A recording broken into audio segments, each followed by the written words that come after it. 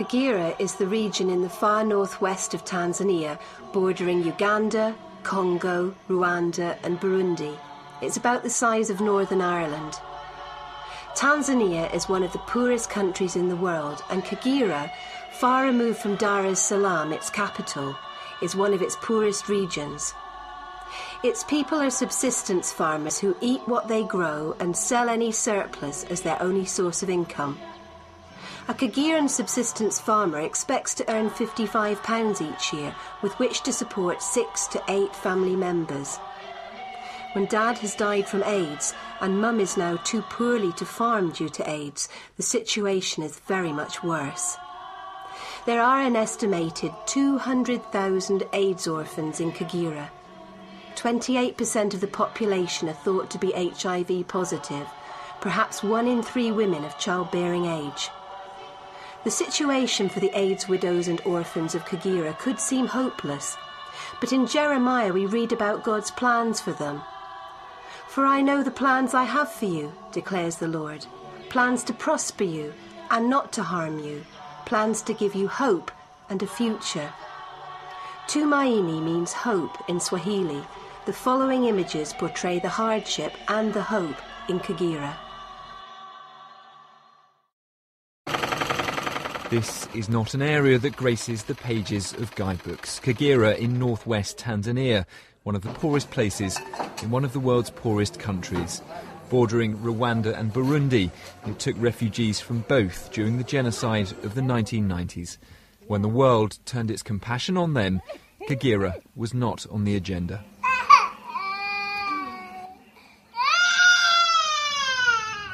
Now it stands on the edge of a crisis. Rains have been poor since 2003. The signs of hunger are everywhere. In the town of Ngara, news of the first starvations begins to filter through. But it's not starvation that's tearing Kagera apart, not yet. Here, 1 in 4 adults has the HIV virus.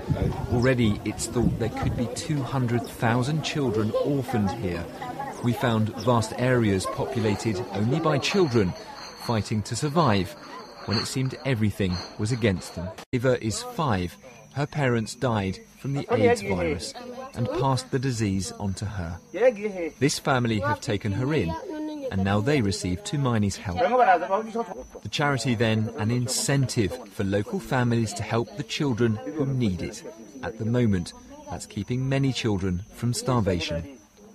We call these children HIV orphans because we call them that if one parent has died of HIV/AIDS and their mother has died. Their father became hopeless because he knows that he also is dying, that the farm wasn't being farmed and nothing was being done. Oh. So the children had nothing, and the day we arrived they were starving. It's just wonderful today to see them actually looking so well. Yeah. Last time I saw them they looked very close to death. The Tumaini Fund is based in Guernsey, founded in 2002 by GP Susan Wilson. Its goal, to get local children into primary education. Children like Alex. At just 16, he's the head of his family, brothers Edward and Ivana, depending on him for the last 4 years, since their parents were buried next to the family home. My brother was 4 when my parents died. I would spend every day looking for food. There are lots of people here in the same situation. Before Tumaini, life was very difficult. We had no money and no books for school. But now I go to secondary school and we have enough to eat. Here, a new phase of Tumaini is already at work. The first nursery this area will ever have known. And it's popular too, the children released from the daily grind of fetching food and water. The secret is sponsorship. If they don't have wages to earn, then they're free to learn. With orphans spread far and wide, having Tumaini workers across the region is essential. Orphans must be identified, registered and helped. But the journey doesn't stop there. They're monitored afterwards, supported and protected. And this is the answer, a network of local workers, all with the same goal, a battalion in Tumaini's army. to help with both parts of the work, but this part of the work... The Tumaini Fund spends all donations in the place they're needed.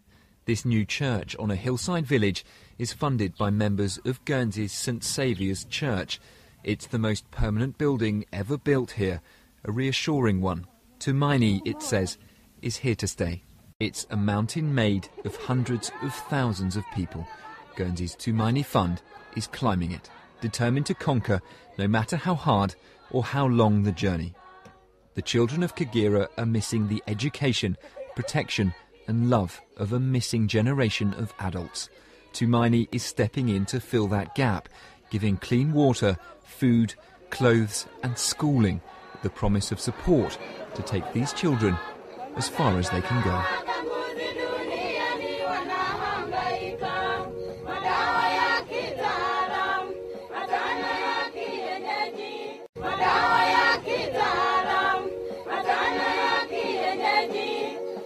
Wametapitia